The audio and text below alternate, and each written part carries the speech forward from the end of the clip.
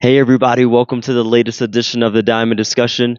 I am your host, Demetrius Woods, and of course, we're about to jump into those Super Regionals matchups that got crazy wild real fast. We've got the Oklahoma City Women's College World Series coming up this weekend, the best 8 teams in the country. So without further ado, let's get it started.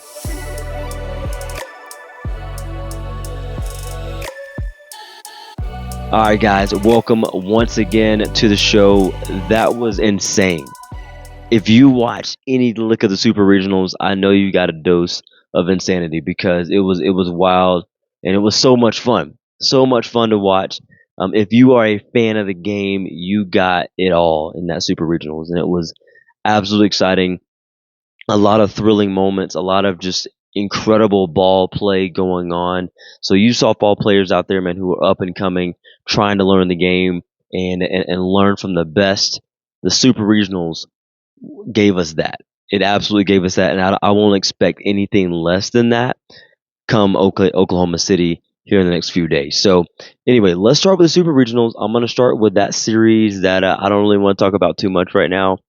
Down went my LSU Tigers, man. I just so heartbroken and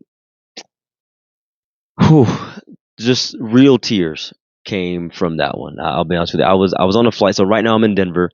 And my anniversary is actually today. It's actually today, and so my wife and we are celebrating 8 years of marriage.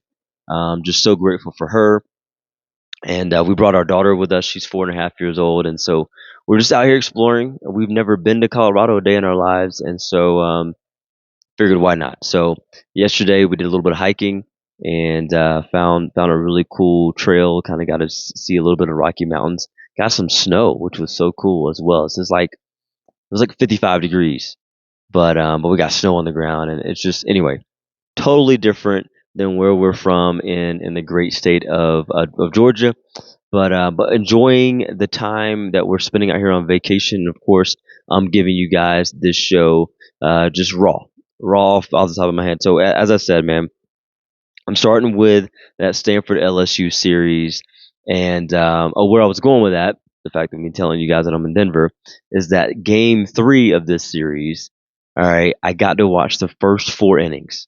It's 0-0 first 4 innings, and then my flight literally lifts off the ground, and I don't get to see another lick of the game live. So for those of you who watched it, I'm sure you probably know what happened after the bottom of the fourth. So anyway, I'll leave it at that for a sec.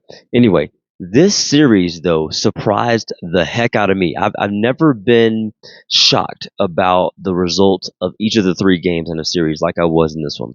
LSU came out, man, and we absolutely punched Stanford in the mouth in game one, 11-1. We raked.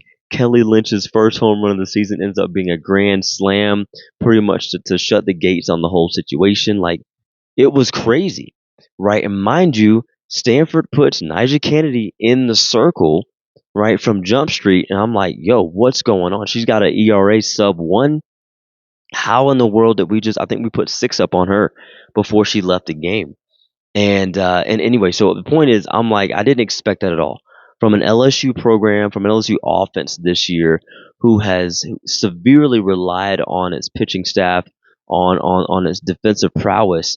Right, we go out and score double digits against who I think should be the player of the year in Nyjah Kennedy. That was wild to me. Right, so then we come back game 2. Right, Stanford says, hey, we're gonna go right back with our girl. This is our best arm, and we're going to give LSU our best. Our backs are against the wall, right? Our season's on the line, so we're going to go with our best in game 2 in an elimination situation. And she shuts out LSU. I think she threw a 2-hitter, I believe. And it almost felt like, that should have happened in game 1, right? And then game 3 rolls around, and, again, like I said, I'm seeing the nip and tuck between her and Sydney Berzon. Mad props to Sid, man. Just great sophomore campaign on her part, All American as she should be, right? But then crap hit the fan, I guess. The last 3 innings. Well, like I said, we didn't even get to 3 innings. We got the last 2 innings, fifth and sixth inning there, and Stanford puts up 8 runs and ends up running with LSU in 6. So again, I was just shocked by what happened throughout this entire series. But I'll tell you, man, both of those ball clubs, they're solid. They were solid, and I'm just I'll just say, man, I am proud. I know I'm going to spend more time on this series than I am in the other one, but I'm proud of those LSU Tigers, man. Those seniors, those super seniors, so much love and admiration and respect for the time and energy that they gave that LSU program. Just mad shout out to my girl Taylor Pleasance, man. Just wow, wow, what a career, what a collegiate career she put together, and she's going to go down as my all-time favorite LSU Tiger, no doubt about it. So we love you, Taylor. Can't wait to see the bigger and better things that you go on to do beyond your years at LSU. But you gave that Tiger Nation, this Tiger Nation, everything you had, and we appreciate you. Those other seniors, man, Kelly Lynch, just Carly Petty. I know we had some transfers come in, right? Ray, big man, big play, Ray, man, Raylene Gutierrez. I shouldn't even name drop. Hannah Carson, just so many really great seniors on that ball club that I got an opportunity to watch for the last few years. Grateful for what y'all gave the game and wearing the purple and gold. So I'll leave it at that. I don't want to get emotional again, man. I'm heartbroken. I really am. But I know we got to move on. We got to move on. All right. So next series I want to jump into is that Duke and Mizzou series. Okay. So dialing it back to Stanford LSU real quick. I picked LSU in 3. I was wrong. It ended up being Stanford in 3. Duke and Missouri. Mind you, this series was in Columbia, right? Missouri was hosting as the 7th seed. Duke comes in at the 10. And I said, hey, listen, I think this goes 3. And I also believe that Duke finds a way to get it done. And dang it if they didn't do it, but it was dramatic, guys. It was dramatic. Each game of this series had a little bit of something in it, right? You had, my gosh, I'm terrible right now. I'm blanking on her name, but the pitcher for Duke, man, she got knocked out early in both games. And I think Coach Marissa for Duke, she talked about the strike zone being so tight in game 1, so she had to get out of there. Mizzou, just they were putting pressure on, right? But Duke found a way to win that game 1, which I was impressed with. But Mizzou said, "Hey, listen, not so fast. Game 2, they come back and they protect that home field in the elimination game, and I felt like they would have. I did. I really did. I know there was a lot of conversation about about Hay, which is the first baseman for Missouri, and her dad, he's out in left field taking pictures and just soaking in all of those moments for his daughter, pretty much the last of everything, right? As she begins to ride off in the sunset. But just incredible series that was. Duke comes in game 3, and I felt like I felt like they were a little bit stale. I'm gonna be honest with you. I felt like they were a little bit stale. Mizzou, to me, they came in with the energy, but nobody could score, which is crazy, right? Nobody could score, and so finally, lo and behold, the ninth inning rolls around. We've had a lot of extra inning affairs in this postseason. But the ninth inning rolls around, and Duke puts up 4 runs. 4, which is crazy to me, right? And then Mizzou comes back in the bottom half of that inning and puts up 3 of their own to make it even more of a game and more of excitement there to end it. But man, shout out to Duke hanging on, in getting their first bid to Oklahoma City in the Women's College World Series. That is exciting in and of itself. I am proud of that program. I've got nothing to do with that program. I don't know anything about them like that, but man, like I'm proud of those girls and I'm proud of the product they put together because I said from Jump Street, I felt like they were ranked too low. I thought that they deserved to host a Super Regionals matchup, and they proved that they belong and they belong in the OKC 8, and therefore they are there. So shout out to those ladies out in Durham. All right, next one is the UCLA Georgia matchup. I felt like this one was over before it started. I think that Maya Brady, man, she is. I saw Tom Brady.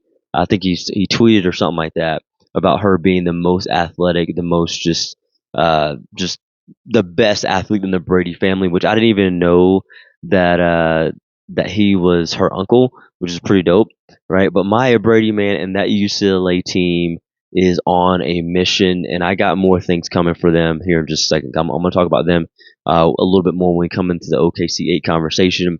But I just didn't. Georgia, they didn't come through, man. They really did not. That offense was already teetering as they went into the SEC tournament. They kind of caught a little bit of fire there against Florida, like I said, a little flicker, but it wasn't much. And I felt like, man, the pitching staff, they didn't do what I anticipated them doing when they showed flashes of greatness early in the season, right? So again, UCLA, they manhandled Georgia. That's kind of the bottom line on that front. I don't got much else on that one at all. Oklahoma State, virtually the same thing. It was kind of a no contest with Arizona out there. I know they had some weather delays out there. One could say that could have an impact, but it impacts both teams, right? And I don't think there was ever any momentum on the part of Arizona in that series for Oklahoma State to ever really be afraid of. So, again, Oklahoma State, they make it happen. And I thought that they did exactly what they needed to do in this series to take care of business. I felt like, if you remember, Arizona upset the apple cart by taking over that Arkansas regional, right? Because that was an Arkansas versus Villanova final in the Fayetteville regional, which was crazy, right? Arkansas didn't even make it to their own final, and I felt like Arkansas would have been a better matchup for Oklahoma State had they gotten through the regional into the supers. But all that to be said, shout out to Arizona as always, because I feel like that pedigree that they have out there is always one of a kind, and they'll be back. They'll be back, whether they're ranked or not ranked. They're always a team to fear when it comes to NCAA softball. So shout out to them. Oklahoma State, I think they're going to make a run. I really do, and I'm excited to see where they go. I know that they've got a little bit of they've got an opportunity, man, to take on an old pal, if you will, that's now pitching for Oklahoma. So I'm interested to see if that matchup comes to fruition out in OKC, and if it does, boy, I want to be front and center, having all the popcorn and watching and diving into that. But anyway, a lot of drama to come on that front as we jump into OKC 8. All right, the next one is that Florida Baylor matchup. This one surprised me a little bit because I thought that Florida was going to sweep. I didn't give Baylor enough credit, and my apologies to that staff. My apologies to that offense that they have as well. Like, they were ready in Gainesville, and they pushed Florida to the brink. Now here's the thing: I didn't give them enough credit, but I also didn't give Florida enough credit for the way that they rebounded in Game 3 was impressive to me. As I said before, I felt like they could make that run for as long as their youthfulness does not come back to bite them. And it never did. It never did at all for them. And I thought that they did exactly what they needed to do against Baylor in Game 3. But it wasn't easy. What I will tell you though is I felt like the test that they had against Baylor versus the test that Oklahoma State had against Arizona, I think it's going to serve Florida well because they've had to fight, right? They played the most amount of games that they could possibly play through the SEC by winning the tournament, right? And then they played the most possible games that they could play in the super regionals. Right now, they kind of cruised, so to speak, through the regionals. They had South Alabama, I think, in the final, right? So they didn't really have much of a contest there. But here they did, and they fought off a scrappy Baylor Bears team that was ready to go to Oklahoma City in their own right. So anyway, shout out to Florida and the coaching staff down there. They're ready to go, and they're going to make some noise, I think, too. Maybe we'll see. All right, this one was big. Okay, the Bama Tennessee showdown in Knoxville was a huge one. And it was one that I felt like could have gone either way at one point, right? But I picked Tennessee to sweep this series because of the greatness of that pitching staff, right? Carlin Pickens and Palin Gottschall, right? That is the best pitching duo in the SEC, dang near best pitching duo in the country, right? And I'm like, yo, they're going to get it done. They're going to figure it out, and they're going to take care of Bama. right? And Bama was like, "Yo, we got bills to pay, right? We got stuff to do. Okay, we've got places to be. Knoxville is not our last stop." And they put it on, man. They put it on. Games 1 and 2 were a dogfight, but game 3, actually, let me not even don't let me gloss over this, right? 14 inning game again for Alabama, right? So they lost the 14 inning game against my LSU Tigers in the SEC tournament, right? That was dang near 4 hours long. I was there in person to get to see that live.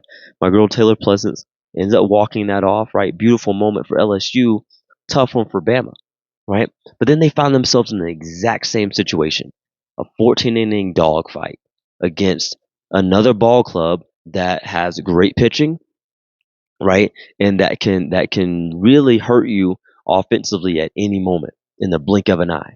And Bama said, "Hey, we're going to dog this out. We're going to make it happen. And we're going to get it done." And dang it if they didn't get it done. And honestly, to me, that's what flipped the series. It really did. I felt like when they won that game, I felt like Bama was going to win the series. And they come out in game 3 and score 4 runs in the top of the frame of the first inning. Oh, it was over. For me, it was over.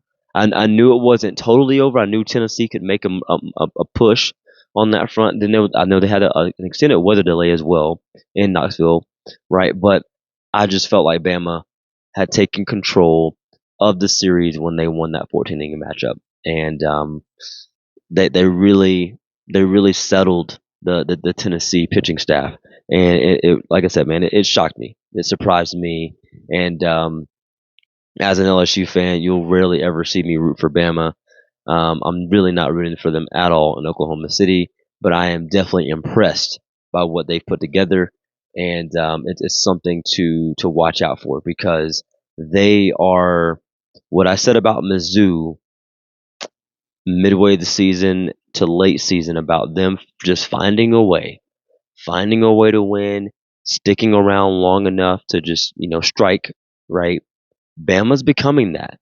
And in a double elimination situation out in Oklahoma City for the World Series, hey, watch out for sneaky Bama, right? They're not Bama of old with the Montana Fouts where they're just going to absolutely dominate you from the circle, right? They've got a couple of different ways now that they've shown that they can win a ball game and they can outlast you, obviously, as well, right? They are battle tested on that front. So watch out for good old girls from Alabama, man. All right, listen, this Oklahoma series against Florida State, it was a non-contest again, like similar to the UCLA and Georgia series. I'm like, man, what is up? I just, but I caught myself saying that almost all season regarding Florida State. What's going on? What was up with them? I felt like they never got the mojo route, right. The wheels never really settled in like you would like for them to have settled in really. And Oklahoma took advantage of that. It was obviously this is the first super regionals that Oklahoma is hosting at the new Love's Field out there. So again, they've got an aura there. They're ready to go back to OKC and defend their back-to-back national title status. And I think they got a big shot to four-peat at this point, especially given the field that's been presented to them as well and in their bracket. So again, man, Oklahoma, they flexed like they should have. Florida State, they were who they were this season, and I think that Coach Lonnie Alameda, she's going to figure some things out for that program, and they'll be back as well. They're another program that I never really doubt. I picked them from the onset to knock off Oklahoma. Like I picked them to win the national title actually. So again, I hate that it came down to Oklahoma, Florida State in the supers because obviously that meant that they weren't going to be able to see each other in the World Series. But Florida State just wasn't what they once were, I guess, in the last couple seasons, and that's okay. That's part of it. That's the ebbs and flows of recruiting and senior classes moving in and out and things of that nature, and different groupings stepping up or not. So again, that's how the cookie crumbles sometimes. That's part of the game. All right. Last one is that Austin Super Regional. Did y'all see that? Please tell me y'all saw it. Crazy, man. Crazy. Texas A&M, what happened? Yo, they jumped on Texas immediately in game 1. immediately. And I said from the onset, I'm like, listen, I think this series goes 3 games, but I gave the edge to Texas because I felt like Kennedy, the pitcher for Texas A&M, they were going to win at least 1 game on her back, and she got run support from them from day one. Day one, I was so impressed with Texas A&M, and in a very odd way, I found myself proud of A&M, man, because I watched them battle through the SEC, and I felt like they dropped some games they shouldn't have dropped, right? And so when they came into Texas, man, for this super regional matchup, they did not look afraid, right? They did not. They looked prepared, right? In a lot of ways, they looked more prepared than Texas did. I felt like Texas kind of took them for granted, just a tidbit, right? I guess at the end of the day, man, I wanted A&M to pull this series off because there's SEC bias, yeah, but really not even that. I saw a growth from them, right? From the beginning of the year to the middle of the year, all the way to now, right? And I felt like they could have won the SEC championship as well and had an even better seeding. Okay, so again, super proud of A&M, man, and that group. Just wow, Aggie Nation, stand up because they absolutely worked Texas and they pushed them to the brink. And Texas, props to them, for staving off elimination twice, right? Showing that they can be the number one team in the nation and not fold right before OKC. Okay, so again, man, I'm impressed with Texas. I'm equally, honestly, impressed with A&M of late, right? But again, man, just an incredible super regionals, guys, that we got an opportunity to witness. Man, listen, how many games was that? 3, 6, 7, 8, 9, 10, 13, 16, 18, 21 games, y'all. 21 games that we got to witness. Is that right? Yeah, 21 games because there were 3 sweeps that we got to witness in the super regionals, and I know I watched at least 17 of those, and I caught the highlights for the others. Right? Here's the thing, man. We witnessed greatness this weekend. There are so many girls and women who are putting in work for this game, and like I said before, if you are a young up and coming ball player, whether you're in middle school, high school, travel ball, entering college, already in college, potentially whatever, guys, listen, there's a certain level of respect and attitude and gratitude that this game requires for you to be able to compete at the highest of levels. And the young women on the field from this past weekend absolutely showed us that. They showed us that. And there's things that they don't show us, right? Which is the work that they put in behind the scenes. And you got to know, man, that they put in the work. They absolutely grind and they grind and they grind and they grind harder than the girls next to them sometimes, right? So if you want to know what makes those ladies on TV stand out above their contemporaries, the grind, right? They don't cheat the grind, right? I've heard plenty of stories. I've even had players of my own who, that maybe they require a little bit of extra attention, right? To a little bit of extra nudge, right? And some people need that. That's fine, right? But when you get that nudge, you got to go, right? You can't have to be continuing to be pushed, right? And so what I'm getting at here is that there are players that don't really reach their full potential because they won't put in the work on their own, right? Or they won't put in the work outside of practice, or they won't put in the work outside of games, right? The players who do, though, all right, they not only does their talent show, right? They combine that talent with strength, experience, wisdom, skill, right?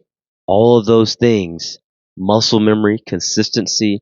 There's a lot of pieces that go into that recipe of greatness. All right.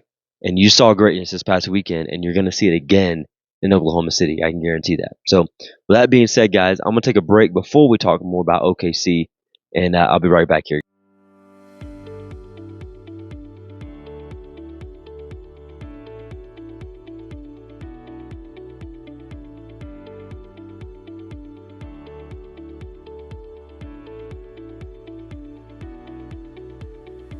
All right, guys, welcome back to the show once again. So here's the thing, man.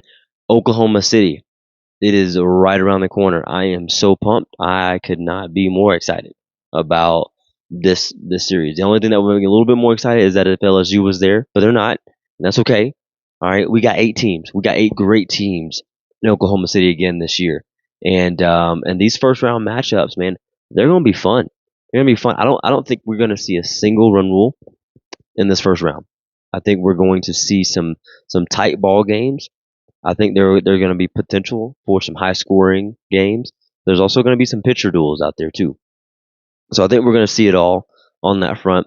And so I'm just gonna give you my picks. All right, I'm gonna be quick on this one, right? I'm gonna give you my picks. I'm gonna go Texas over Stanford. All right, and here's why. Even watching that LSU series, okay, so for Stanford, I felt like their offense still is not good enough to beat Texas. Texas has the staff and they have the offense to go with it, right?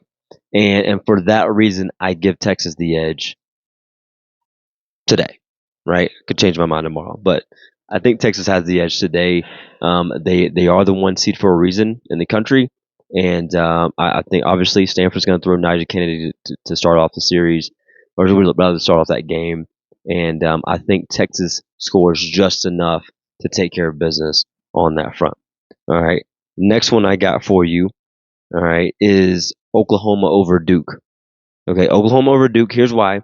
All right, I like Duke a lot. I really do like Duke. Like Duke and Texas A&M are kind of like the same boat for me in terms of likability. Like both teams, I genuinely, I've watched them more often as the season waned on because of the respect that I have for those programs and what they've put together this year specifically. All right, I just don't think Duke has enough for Oklahoma right now. Oklahoma is very much a well-oiled machine. They're starting to click on a higher clip, and as I've said all year, Oklahoma is as gettable as they've ever been ever the last decade, in my opinion. However, in this matchup, I think Oklahoma survives. I really do. So I'll leave it at that. All right. The next one, I've got UCLA over Bama, but not by much. Only because Bama, again, has become that team that has just found a way, in my opinion. But UCLA they're feeling good, and I think they're ready. This team right here, I felt like they were underrated early on. And they didn't play all that great to begin with anyway. However, they were still underrated early on. And they had to fight. They had to scratch and claw to earn that number 6 national ranking that they got. I know the RPI was there. That there were some other things that had to go into that for them, but they earned it. They earned that number 6 rating, and I think they're ready to get back to the promised land. This team can do that, and I think it's going to start with a first round victory over Bama. All right. This next one right here. This one is gonna be a fun game to me. I feel like it's gonna be a battle. I think this might be the best battle of them all, which is maybe not even a coincidence, I guess, because you got the 4 seed in Florida versus the 5 seed in Oklahoma State. I don't think there are any upsets really when you get to OKC, in my opinion. Um, but I have the 5 seed beating the 4 in this scenario. So if you want to call it an upset, fine, whatever. But I've got Oklahoma State taking down Florida. I just feel like they are going to etch it out. And if you ask me, is it because of the youth of Florida? I would tell you no, because it hasn't been a problem yet. So I don't see that being an issue when they get to Oklahoma City for Florida. I just believe that the Oklahoma State um, uh, pitcher, Lexi Kilfoyle, is going to do enough to get Oklahoma State over the hump against Florida in that first round matchup. Yeah, I think Florida's going to go with Keegan Rothrock. I thought she showed a little bit of signs of being human, maybe being a freshman even, right? You know what? I'm not going to say that. Not even being a freshman. Just she was just human. I thought Baylor got to her a little bit more than I would have anticipated. Maybe that they anticipated as well. But Oklahoma State is better than Baylor. and in a one-game showdown, I think Oklahoma State gets that done. All right. So that takes us to the second round in the winners bracket. I won't talk about the losers bracket today, but second round in the winners bracket. All right. I've got a Texas and Oklahoma State matchup. All right. And believe it or not, guys, I'm going with Oklahoma State right here. I really am, man. Listen, Kilfoyle is a specimen to me. All right. And I also think that, in this particular matchup, I feel like the offense of Oklahoma State can take on the staff of Texas better than the offense of Texas can take on the Oklahoma State staff, led by Kilfoyle, right? Again, another candidate for Player of the Year, just like Nigel Kennedy is, right? And now I know that Texas has a candidate for Player of the Year in their own right, and Reese, right? I think she's got like she had over 88 RBIs going into Supers, okay? But here's the thing, man. I feel like Oklahoma State gets this done, and maybe it could be an upset, but again, I feel like they are good enough to do it. They share a conference with each other already. They, Oklahoma State took them down in a series. Oklahoma State was the only team to beat Texas and Oklahoma in a series this season. Granted, they play both of them, so there not many teams play both of them in a series. However, I think Oklahoma State has their number, and I think they could get that done. So, for what it's worth, that's my pick on that front. All right, my next pick here is Oklahoma and UCLA. Okay, so this is a fun one. All right, and the reason this is fun because it takes me back years ago. You got big play Shea Knighton, right? You got Rachel Garcia. There's some big fun names in this Oklahoma UCLA matchup right here, and I think we get one again in the second round. All right, I think Oklahoma gets this one done as well. All right, I think they do, and and the only reason I feel this way is because I think that the the ability, excuse me, the ability to have clutch moments right now for Oklahoma is a little bit higher, just a bit, right? And I'm not even saying that disrespectfully to UCLA whatsoever. From what I've seen from an eye test standpoint, I think Oklahoma has a little bit more. That's it. That's the only reason. Otherwise, I think it's tit for tat. Like if there's a Vegas line on this game, I wouldn't. I'm not a betting man anyway, but I wouldn't bet on it because I think the line should be tit for tat. It could be a toss up, maybe flip a coin and see what happens. You know what I mean? So again, that's gonna be I think a really good showdown. So what that leads us to is an all Oklahoma final winners bracket game before the championship series, which would be Oklahoma versus Oklahoma State. And in this case, Oklahoma gets it done again, right? And they would have had a very tough path, right? Oklahoma would have had a Duke team to beat, a UCLA team to beat, and now an Oklahoma State team to beat to get into the championship series. So again, although I feel like they're very, very gettable, and either of those three teams could get them, no problem, right? But again, I feel like the vibe is starting to cook a little bit, and I think they're going to find themselves playing in that championship series. Now, what that means is Oklahoma State gets knocked down, right? There's some battles that had to happen to the losers bracket from there. I think UCLA battles back to the losers bracket after getting beat by Oklahoma in the second round. Now you have a UCLA versus Oklahoma State matchup, okay? And this time I think UCLA gets Oklahoma State. I think Oklahoma State goes down at the hands of Oklahoma and UCLA, which would give us a championship series, a good old fashioned championship series of Oklahoma versus UCLA. And I'm not going to give you my pick on that because I don't know if it's going to happen. And I'll talk to you guys actually before the championship series anyway. All right. But here's the thing, guys. That Oklahoma UCLA matchup, if it does happen in the championship series, I think it's going to be a knockdown, drag out. No doubt about it. So those are my picks for the Women's College World Series leading up to the championship series. Let me know what you think. I'm excited to hear what you think. I think that this is going to be a fun time in Oklahoma City. I'm taking my softball team out there to witness the first two games of the championship series. and who knows, maybe even a game three if we're able to do it. But either way, I am excited to be out there and see it in person. Just see these athletes, these young women, man, go duke it out, and like I said, man, before, just be a part of such a great experience, and watch them treat this game with the ultimate respect that it deserves and the love that they have for the game as well. I mean, look at those dugouts, man, all freaking year, right? But even especially in the regionals and the super regionals, those dugouts, man, teams can be down by double digits, right? Or they can be down by one, or they can be up by 5 or 10 or whatever. The dugout doesn't change. The energy is there. The vibes are high. It's beautiful to watch.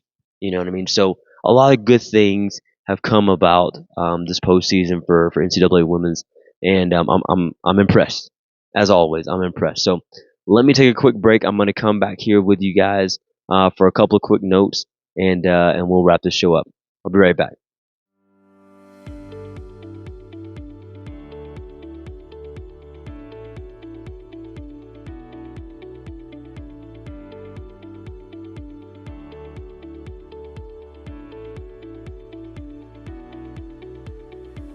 All right, guys, welcome back to the show one last time. Okay, just got a couple of quick notes to go with you over the next couple of minutes, and we'll be done. So, number one, a little bit more of a not really a note, more of just an encourager. Okay, here's the thing: I've been noticing, hearing, reading, watching, whatever, feeling out the vibes, and women's college basketball has exploded for a number of reasons, right? Actually, for a lot of reasons, especially because of a lot of those seniors who just graduated and went off into the WNBA, right? Two of them specifically being Caitlin Clark and Angel Reese. Caitlin Clark of Iowa, all right, now plays for the Indiana Fever, and Angel Reese of LSU, who now plays for the Chicago Sky, right? What I've noticed is that there's almost a little bit of a you gotta if you love one, you gotta hate the other one, right? If you like one, you gotta dislike the other one. Here's the thing, guys. You don't have to do that. It's okay to love them both. It's okay to like them both. It's okay to appreciate both of their games. All right. It's okay to invest your time or even your money to go watch them both, and as well as their teammates and others in the league. Right. Here's the reality.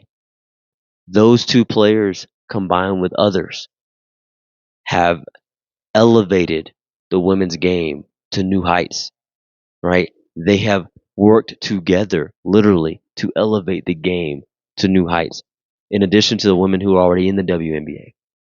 So let's take it on. Let's take it in. Enjoy it. Enjoy the competition. All right. Don't be a hater. Don't be a hater. All right. It's okay to love. I promise. Loving is free. All right. And it doesn't cost that much energy. It costs a lot of energy to hate. Right. It does. So that would be my encourager to those of you, or if you know people who are out there hating, don't hate. Let them know. All right. Go love. Go show your support for the game. All right. Go spend your time. Go spend your money. Right. Whatever that may look like. Turn on the TV and enjoy the game. Sit back and relax. Take a chill pill and be a part of the growth of what's happening. All right. So that's my nugget for you guys on that front. All right, another quick note right here is it's very interesting. I'm gonna dig into this a little bit more probably on the next episode because I didn't want to take too much time on it today. But the NCAA has just dropped, all right, the announcement that they are giving out a multi-billion-dollar settlement that's going to allow colleges and universities now to pay their players directly. All right, you talk about changing the game to a whole nother level. This is going to do it as well. All right. NIL has already done it. All right. So the amount of growth that's happening, man, over the last 3 to 4 years in college sports, boy, the money talks for sure. All right. I'm going to leave it at that because I want to use that as more of a teaser for next episode on that topic because I'll have some more details to share with you guys and more thoughts as well that I really wanted to share with you right now, but I'm gonna hold it off because I just it's a game changer. Every new thing like this is a game changer. Whether you see it as a good thing or a bad thing, or whether I see it as a good or bad, doesn't matter, right? Either way, it's going to change it, And there's an opportunity for it to be embraced, and there's an opportunity for it to be secluded or frowned upon, right? And those in control of that. Okay, I'm gonna stop. I'm gonna stop. I'm not gonna go any further. All right. Anyway, that's it on that front. All right. The last one that I got to share with you here before my thought you should know moment is a little bit random. Okay, but I'm gonna share it because it showed up about a dozen times as I watched Super Regionals. Okay, and I watched, guys, the right fielders of a lot of teams. Okay, I'm gonna brag on my girl Mackenzie Rudity. All right, junior at LSU. She gunned down a Stanford player a couple of days ago in Game 3. Tried to run on her. I don't know why she tried to do that, but anyway, down her down at the plate. She was out by like 3 steps. Macy Badgeron laid down the tag. Macy was like waiting on the girl. Right, that would have been the first run of the game. But in addition to Mackenzie Rudity, there's been other right fielders out there who have just they've gotten amazing breaks on slicing balls off of righty batters. Okay, they're coming in hot with their arms to the plate or to third base. You know, runners trying to tag up, whatever the case may be. And I will just say, I am absolutely impressed with them. And the reason I wanted to share this on the show is because I'm also so I have a player on the team that I coach. We call her Rope. Her name's Haley Roper, and she has taken on that same role for our program as well. And she'll probably be our right fielder until she's done. I'd like for her to be our center fielder. I love her communication. She's always talking. She's always just a ball of joy, and I love watching her play. But as a right fielder, I have a lot of respect and I have a lot of trust for Rope because she gets great breaks. She reads the ball well. She's always locked in, right? And she's typically going to make the right play. And that's what you need in a right fielder. And the reason I share this with you is because I know as we all grew up in Little League, right? Who do they put out in right field typically, right? Not the coach's kid, not the best kid on the team, not the most talkative kid, the kid who probably is just starting to learn how to play the game a little bit, right? The newbie, right? That nobody on the team is hoping the ball goes to them, right? That kid. Let's be real about it though. That's the reality. Okay? But the higher level that you get, you start to realize that right fielder is incredibly important, right? Because that right fielder can honestly I put which I hope Rope sees this, right? I put more pressure mentally, not literally on her, on the right fielder's execution than the other two outfielders. Because a ball hit to right field can be more costly than the other two outfielders, right? A speedy, like Rope, a speedy batter can turn that into a triple standing up, no problem. All right. The wrong bounce or anything like that, that could be an inside the Parker, right? So again, I just mad respect for the right fielders out there doing your thing.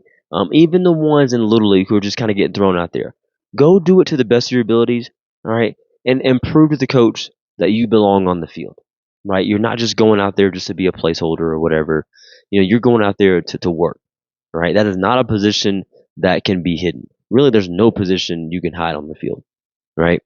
So again, shout out to the right fielders. That is an important position. And if you play that position, you believe it, you go own it, and you be the best dang right fielder. Matter of fact, you be the best dang outfielder on the field, right? So that's my salute and props to the right fielders out there. All right. By the way, I was one. All right, here we go. All right, last thing I got for you guys, as my thought you should know, is I saw this. I think I heard it on the broadcast. I don't remember what Super Regionals game it was this past weekend, but the broadcast it talked about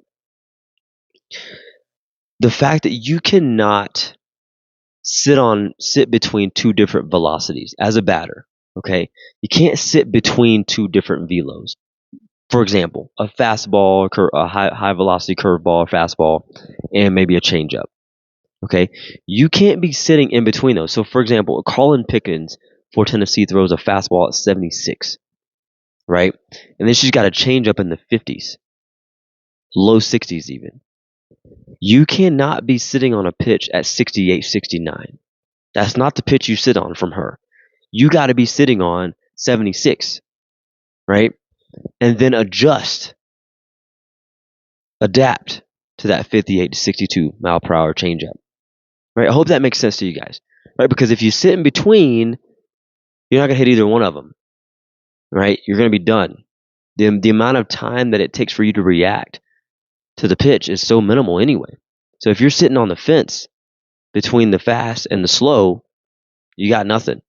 So sit on that fast stuff, sit on the higher velo, and then spit, right? Or rather, foul off the slow stuff. All right. So that's my thought you should know moment as it pertains to our game. All right.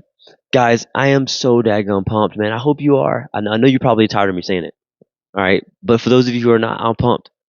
So tune in with me, all right, and the rest of the world, hopefully.